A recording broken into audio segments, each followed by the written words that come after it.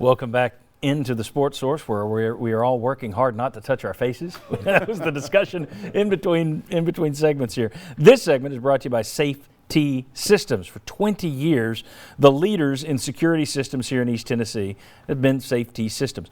Quick install, top-of-the-line equipment, around-the-clock monitoring, after-hours repairs, emergency service. They do it all, and they do it at great, great prices. Call VFL J.J. Surlis this week. Safety Systems. You've heard me talk about them for many years. They are fantastic. All right.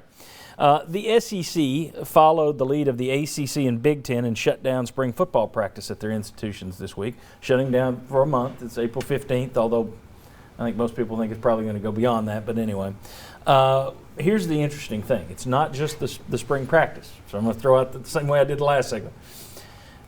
You've got some guys, when spring break comes, when the spring break ends, there are no classes.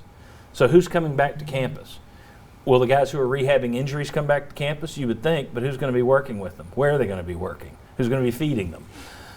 Then if you're telling people, which I'm sure UT's trainers are, go keep yourself in shape, probably run, cardio, eat right. Some will. Some won't because they're college students. Some can't.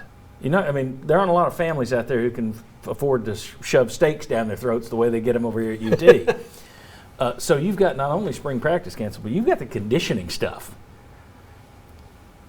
What is the impact on Tennessee, first of all, closing down spring practice? And then, if you want to take it this way, how does Tennessee compare to other schools in the SEC, for example? Because I don't think it plays the same for everybody. No, it doesn't. I think it comes down to, are you shutting it down like you're talking about? Do you not have it, or do you have it late? And there's a couple of different things right there. And something that you left out of the equation, and when these kids go home, does everybody have in-home Wi-Fi good enough to keep your classes going? I mean, my son's taking classes at home right now. So, well, not right now because it's Sunday and he's going on spring break. But, you know, that's a question too. What happens if you can't get in your class? But as far as the football goes, if you have spring practice and you have it later, I think the impact would be very, very minimal. I think the question becomes if you don't have it, because Tennessee's got a lot of things they've got to run through. Your receiving corps, you're counting on some of these freshmen stepping up. Well, now you'll be counting on them coming in August 1st and let's see if you can play. Yeah. I think it hurts the programs that have new coaches. Look at Ole Miss and Mississippi State. Look at Arkansas, Missouri. Of course, they got new coaches because they weren't very good, and now you got coaches coming in and trying to put in their system. I think that's kind of a double whammy on some of those programs. I don't think Tennessee is as hurt as those programs. Alabama's not going to be as impacted. If you've had a coach there for a while and you've got good players, you're not as hurt by that, I don't think. But I do think it has a greater impact on new coaches dealing with their new players. I think Tennessee would be hurt in the fact that you've got three defensive coaches who haven't worked together. But I think you're right. The ones that stand out, be glad for all the coaching changes Tennessee has been through in the last 20 years.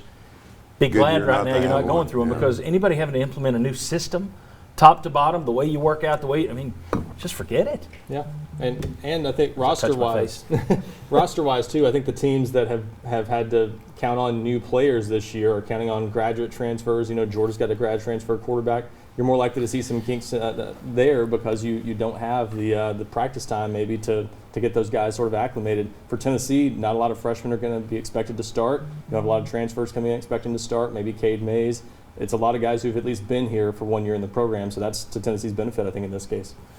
And I also think I wouldn't be shocked if the NCAA at spring practice is just wiped out, that something changes for this summer.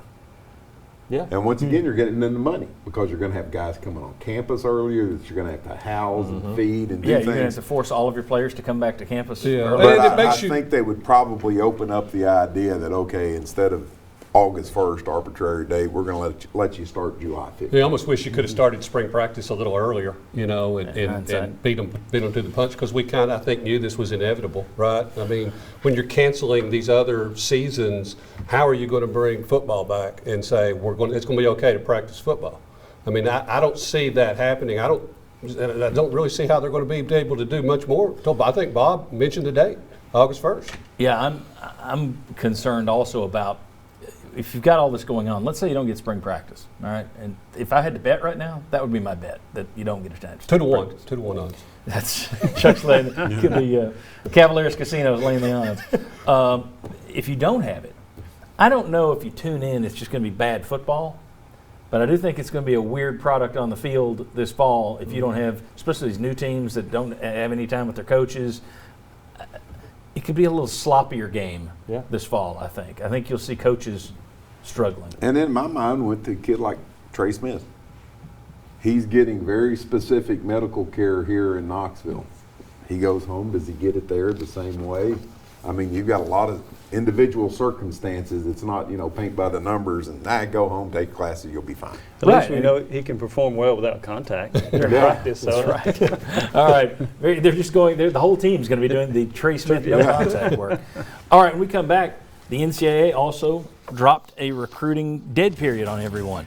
That shut down till April 15th. We'll ask Ryan about the impact on recruiting, specifically for Tennessee compared to some of their rivals. We'll discuss. Come on back.